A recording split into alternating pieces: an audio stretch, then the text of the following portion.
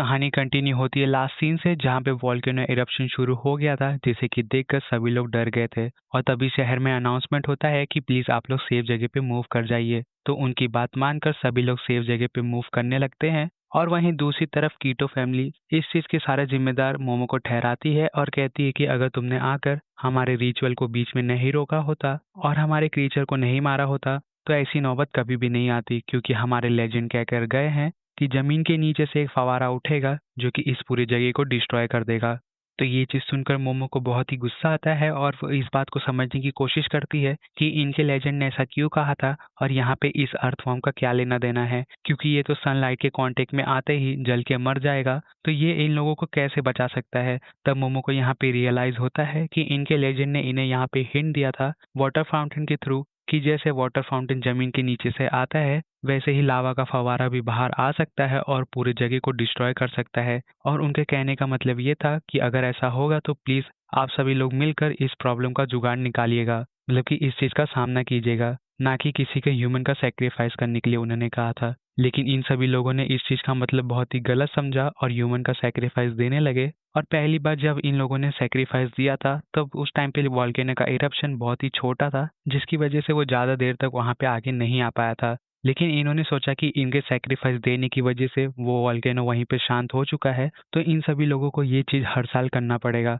तो ये लोग तब से लेके अभी तक इस रिचुअल को निभाते हुए आ रहे हैं और इस अर्थवॉर्म को खिलाते हुए आ रहे हैं, जो कि इस चीज से कोई भी लेना देना नहीं है। तो मोमो को जब ये बात समझ में आती है, तो वो अपने आप से कहती है कि बस अब मैं इन सभी लोगों को ऐसा आगे करने नहीं दूंगी और मैं सभी लोगों को इस बारे में बता के रहूंगी कि तुम लोग इस अंधविश्वास को मानना बंद कर दो। और वो इतना अपने आप से कहकर कीटो फैमिली से भी कहती कि देखो, मैं घंटा इस चीज की रिस्पॉन्सिबिलिटी लेने वाली हूँ और मैं इस चीज को रोकने वाली हूँ। समझ में आई तुम्हें मेरी बात? और वह इतना कहकर उस अर्थवर्म के बट को उठाकर वहां से भागना शुरू कर देती है। तो ये चीज देखकर कीटो फैमिली बहुत ही गुस्से में आकर उसे रोकने की कोशिश करती है, लेकिन मोमो किसी तरीके से अपने आप को बचाते हुए उस अर्थवर्म के बट को उस वाटर फाउंटेन तक लेके जाती है या फिर हॉट स्प्रिंग तक लेके जाती है और वहां पे लेकर जाकर उस बट को उस वाटर फाउंटेन से कनेक्ट कर देती है। और मोमो का प्लान यहाँ पे ये था कि वो इस अर्थवर्म को एक पाइप की तरह इस्तेमाल करेगी आग को बुझाने के लिए।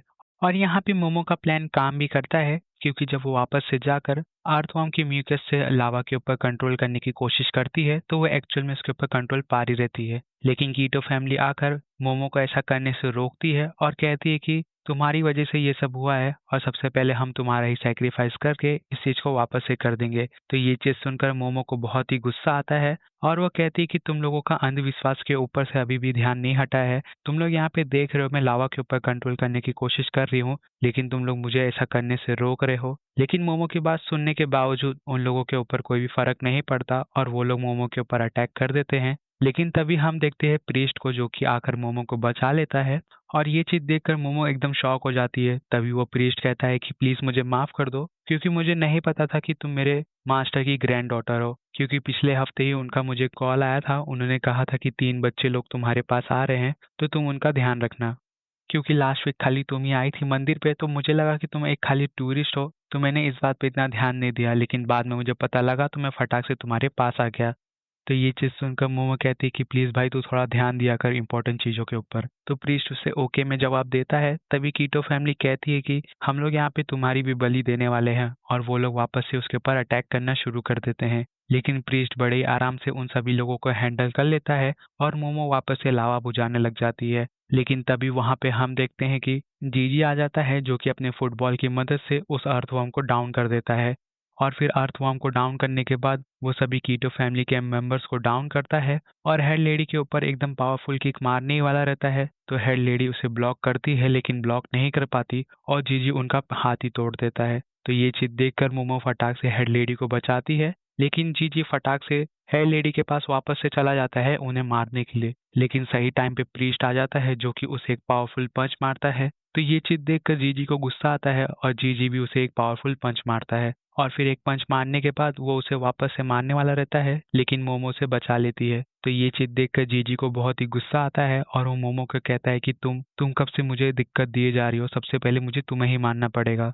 तो मोमो जीजी से कहती है कि नहीं जीजी, मैं तुम्हें ऐसा करने नहीं दूंगी, मैं किसी को तुम्हें मारने नहीं दूंगी और ना ही मर्डरर का टाइटल लेने दूंगी। और इतना कहने के बाद वो ओकारुन के बारे में भी पूछती है कि ओकारुन कहाँ पे है। तो ये चीज सुनकर जीजी उससे कहता है कि मुझे इस बात से फर्क नहीं पड़ता, मैं तो वहां से बस अपने आप को बचा कर निकल गया। तो ये चीज सुनकर मोमो थोड़ी सी शॉक हो जाती है, लेकिन प्रीस्ट उसे समझाता है कि देखो अभी वो अपने कंट्रोल में नहीं है, वो अभी हम लोगों का हार्म कर सकता है। और प्रीस्ट इतना जैसे ही कहता है तभी हम देखते हैं कि जीजी उन लोग के ऊपर अटैक करने के लिए आगे बढ़ चुका रहता है। और वो जैसे जैसे आगे बढ़ रहा रहता है तभी मोमो यहाँ पे कुछ तो नोटिस करती है और वो उन दोनों से कहती है कि नीचे झुक जाओ। तो वो तीनों जैसे ही नीचे झुकते हैं उनके सर के ऊपर से जीजी का पावर बॉल जाता है और वो लोग यहाँ पे संभल ही पाते तभी जीजी मोमो के ऊपर अटैक करने के लिए आ चुका रहता है। लेकिन प्रीस्ट फटाक से मोमो को साइड में धक्का दे देता है, जिसकी वजह से जीजी का अटैक सीधा ग्राउंड पे जाकर लगता है। और इस चीज का ओपनिंग देखकर हेड लेडी उसे एक पावरफुल पंच मारती है, लेकिन उसे कुछ भी नहीं होता और वापस से जीजी उसे मारने ही वाला रहता है, लेकिन मोमो उसे फिर से बचा लेती है। तो जीजी का अटैक वापस से फेल हो जाता है, लेकिन मोमो इस बार प्रीस्ट के साथ टीम अप कर कर जीजी को अपने गोस्ट हैंड में बांध लेती है। लेकिन जीजी अपने पावर बॉल की मदद से उसके गोस्ट हैंड को तोड़ देता है और तुरंत ही फ्री हो जाता है। और फ्री होते ही वो सबसे पहले प्रीस्ट को डाउन करता है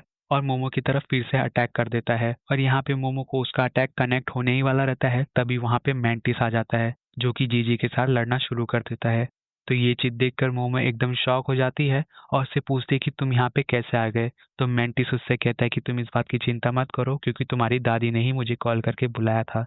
तभी हम देखते हैं उन सबके सर के ऊपर मोमो की दादी को, जो कि एकदम ग्रैंड एंट्री लेकर वहां पे आई हुई रहती है और वो टोर के ऊपर खड़ी हुई रहती है। और ये जो तुम स्पेसशिप देख रहे हो ये मैंटिस का बेटा चला रहा रहता है। तो ये चीज देखकर सभी लोग एकदम शॉक हो जाते हैं और मोमो की दादी प्रीस्ट को एक इशारा करके मैंटिस के साथ जीजी के ऊपर अटैक कर देती है। लेकिन जीजी सबसे पहले मैंटिस को अपने पावर बॉल की मदद से डाउन कर देता है और मोमो की दादी के साथ लड़ाई करना शुरू कर देता है। लेकिन मोमो की दादी उसे पावरफुल 2 हिट मारती है, लेकिन 2 हिट खाने के बावजूद जीजी यहाँ पे मोमो की दादी के साथ लड़ाई कर रहा रहता है। तभी वो मोमो की दादी के ऊपर पैर से अटैक करता है, लेकिन मोमो की दादी अपने आप को बचा लेती है और वो उसे अपनी बीड़ी से मारती है, जो कि जीजी के डायरेक्ट आंख पे लगता है। और जीजी की आंख में लगने की वजह से उसका बैलेंस थोड़ा सा बिगड़ता है, जहाँ पर मोमो की दादी उसे 1-2 हिट और भी मारती है। और फिर हिट मारने के बाद वो टोर को इशारा करती है, जहाँ पर हम देखते हैं टोर सीधा जीजी की तरफ भागने लग जाता है और जीजी अपने आप को किसी तरीके से संभालता है और मोमो की दादी के साथ लड़ ही रहा रहता है। तभी वो देखता है कि टोर उसकी तरफ भागते हुए आ रहा है और मोमो की दादी उससे पीछे हट गई है। तो वो टोर के ऊपर एकदम पावरफुल पंच मारता है, जिसकी वजह से टोर वापस से टूट के बिखर जाता है। और वो जैसे ही टूट के बिखरता है तभी हम देखते हैं टोर के शरीर के अंदर के साइड ईविल को कंट्रोल करने वाली स्पेल लगे हुए रहते हैं। और ये चीज देखकर जीजी जैसे ही संभल पाता है तभी वो प्रीस्ट यहाँ पे मंत्र का उच्चारण करना शुरू करता है, जिसकी वजह से टोर वापस से जीजी के शरीर के ऊपर चिपक जाता है और अपने नॉर्मल फॉर्म में आ जाता है और वो जीजी के ऊपर कंट्रोल पा लेता है।